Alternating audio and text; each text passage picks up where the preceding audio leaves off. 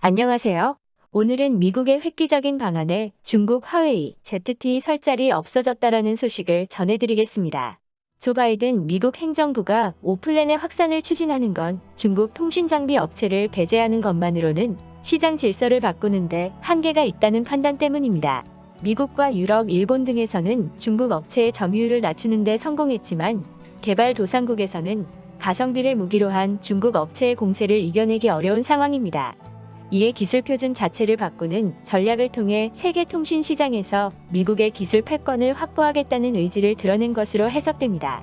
오플랜은 통신 장비를 운영하는 소프트웨어를 다른 업체들도 만들 수 있도록 개방하는 기술입니다. 통신사로부터 납품 계약을 따낸 삼성전자, 화웨이, 에릭슨 등 장비 제조사들은 기지국 장비와 함께 이를 운영할 소프트웨어도 독자적으로 만들어 넘깁니다. 하지만 오플랜이 도입되면 통신사는 장비와 소프트웨어를 별도로 구입할 수 있게 됩니다. 이는 현재 글로벌 통신 시장에서 존재감이 없는 미국 업체들이 부상하는 계기를 마련해 줄 것으로 전망됩니다. 시장 조사업체 데로로에 따르면 지난해 3분기 기준 5세대 통신장비 시장에서 중국 업체의 점유율은 1위 화웨이 32.8%와 3위 ZTE 14.2%를 합쳐 거의 절반을 육박합니다. 삼성전자는 6.4%로 5위이며 미국 업체는 없습니다. 하지만 오플랜이 도입되면 통신장비 시장에서 퀄컴, 시스코, 알티오스타 같은 미국 소프트웨어 회사들의 입지가 강화될 것으로 보입니다. 당초 미국은 전임 도널드 트럼프 행정부 때부터 화웨이가 소위 백도어 장치를 통해 각국의 중요 기밀을 중국 정부에 전달했다며 글로벌 시장에서 화웨이 장비의 전면 사용 금지를 추진해 왔습니다.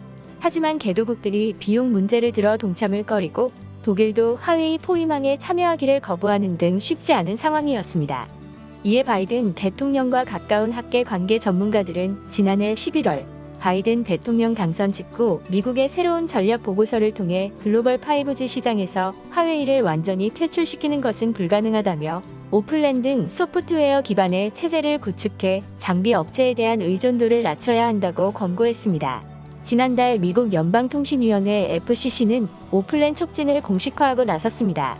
중국 통신장비 배제에 동참한 영국, 일본 등도 오플랜 구축에 적극적입니다. 영국 정부는 6월에 열릴 주요 7개 국정상회담 의제 중 하나로 오플랜 협력을 채택하겠다는 의지도 드러내고 있습니다. 오플랜이 글로벌 시장의 자리를 잡기 위해서는 최소 6년이 소요될 것이란 평가가 나오고 있습니다. 현재의 방식에 비해 안정성이 떨어질 수 있다는 우려도 있습니다.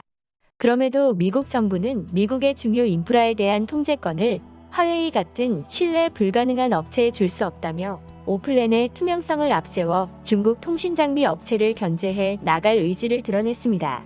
화웨이는 미국의 오플랜 추진으로 시장 지배력이 약화될 것을 경계하고 나섰습니다.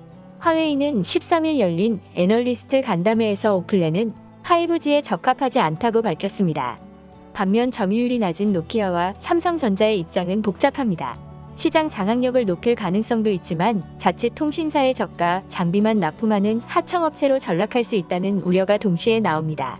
PC 시장에서 하드웨어는 레노버 등 중국 기업이 팔지만 정작 수익의 대부분은 마이크로소프트 등 미국 기업이 소프트웨어를 통해 올리는 구조가 통신장비에서도 되풀이될 수 있다는 것입니다. 통신사들은 대체로 미국 주도의 오플랜이 표준이 되면 5G 투자 비용이 절감될 것으로 기대하고 있습니다.